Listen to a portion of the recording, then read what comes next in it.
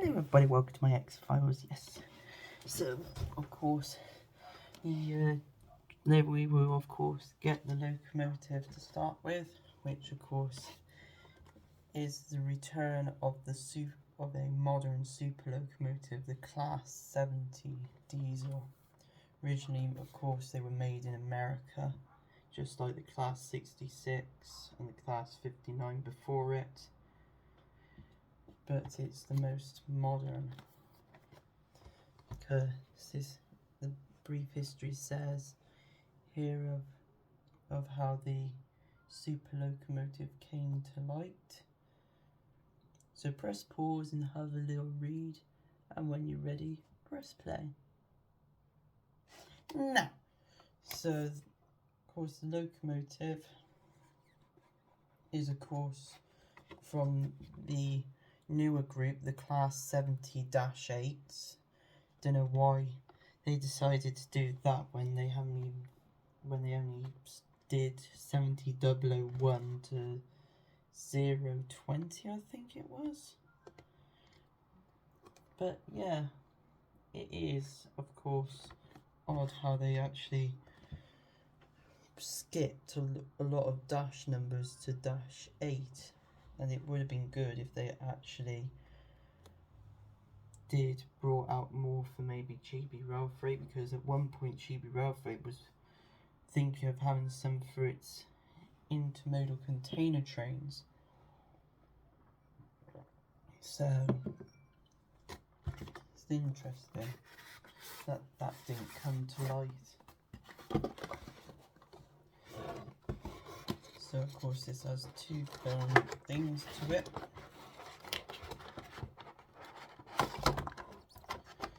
So of course inside is the Class 70. It's the operations manual, which of course is very handy. And of course tells you more or less how to disassemble things. About its mechanism and all that lot.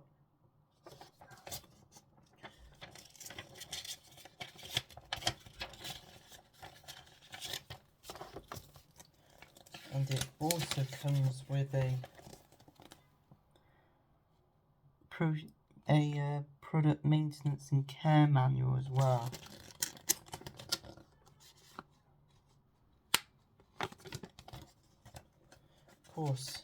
Of course, sometimes the maintenance and care does tell you to oil the wheels, but the thing is, I'm never going to do that again because of, well, I'm never going to actually go through all that because of what happened to a Virgin Class 43 high speed train when my dad tried to oil the wheels, and in the end it made the train explode. Not as big explosion, but it did burn out. It did create a lot of smoke. Anyways, this train, of course, is extremely colourful, and it looks spectacular. So next thing, of course, to show you is the box of bits, because of course it's got an extra double gauge hook and of course some other things if you wanted to put extra parts to this Class 70 super locomotive. So gently take that out to there. So here it is, Class 70. Of course, I used to have one in Freightliner livery, but of course I got rid of it because of course on the front of the body collapsed, and it actually was actually close to falling off at that point. So of course, to prevent that happening again, of course I will keep my hands away from the front as possible and keep it to the side and make sure I keep an eye on it so it like doesn't crash or anything. And I think because it's a newer version of the locomotive, I think may have a different kind of mechanism compared to the Freightliner train I did have before. Of course, this locomotive also, of course, in a brand that hasn't been ran for a long time. I used to have a Class 60 and in Hornby colours and a Class 66 in the same colour, and it was like my starter kind of thing of trains. But now that I've got a Class 70, it's got the train back to its best possible shape by it being a humongous locomotive like Freightliner with the how I'm treating the low emission variant Class 66. But of course this would be also used, of course this train, well, the Freightliner models, Freightliner of course sometimes hired these trains to cover for others that were unavailable for container trains. But the thing is, this train will be more or less doing the same working for Freightliner, and it also works with DB cargo trains as well, so it will be actually used 3 ways: GB Railfreight, Freightliner and DB cargo on on mostly container trains and work alongside Freightliner, well, all the DB cargo and Freightliner locomotives on stone trains, but it will also do others trains too. So with that said, we will see how this locomotive goes on the track and give it a run. I'll get this ready and to go. Of course this train doesn't have any rotating axle boxes either, not like the other locomotive I had. Of course it looks like the Accurascale logo on the back cab. The A has become a little bit, just a tiny little weathering on it. So let's see if this train works, shall we?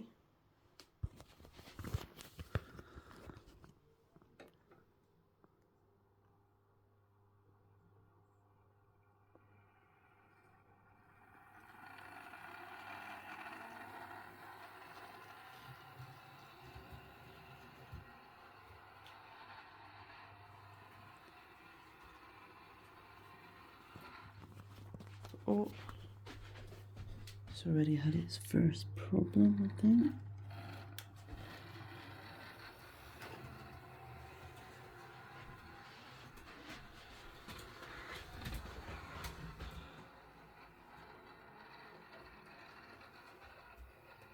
Yeah, that's the problem with new trains, it keeps, don't know why, but train seems to derail on some of these parts.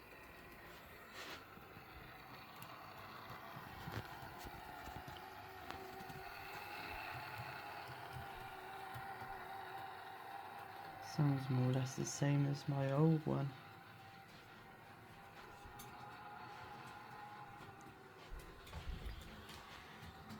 But I think it goes a little bit faster than my other one.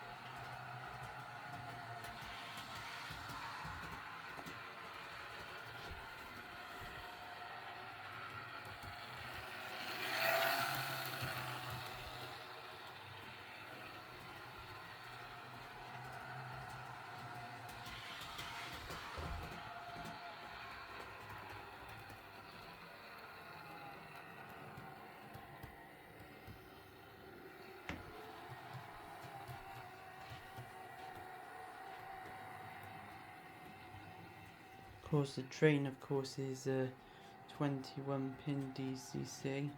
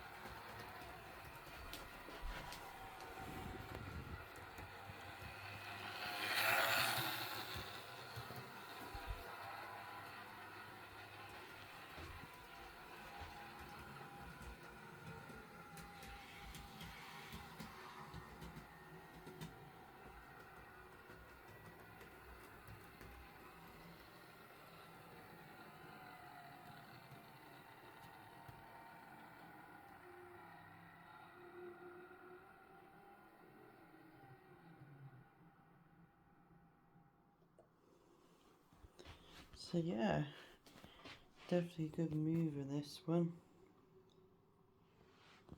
Of course, I have to say that it is still, I believe, a very big train. I think it's, until the class 99 comes along, in real life, class 70 is going to be the most strongest and as well as most fastest, one of the fastest of its kind.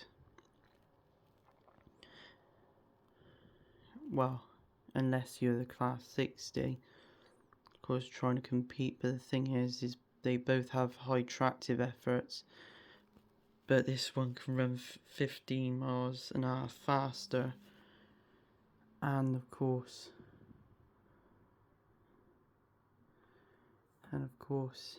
it is as well as a low emission locomotive, just like the class 660 at the back there. So with that said, thank you for watching this video, and we'll go on about the trucks, the demonstration.